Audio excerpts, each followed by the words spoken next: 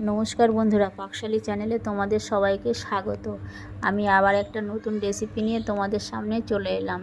আজকে আমি রান্না করব কাঁচা কলা আলু দিয়ে দেশি ট্যাংরা মাছের ঝোল। দেশি ট্যাংরা মাছগুলোকে প্রথমে আমি কেটে ধুয়ে পরিষ্কার করে লবণ, হলুদ, লঙ্কার গুঁড়ো মাখিয়ে নিয়ে একটা কড়াতে তেল বসিয়ে মাছগুলো ভেজে তুলে নিয়েছি।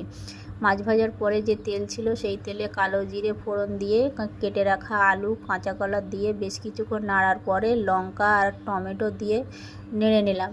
নেওয়ার পরে লবণ, হলুদ, লঙ্কার গুঁড়ো দিয়ে আবারও কিছুক্ষণ ধরে কষে নিলাম।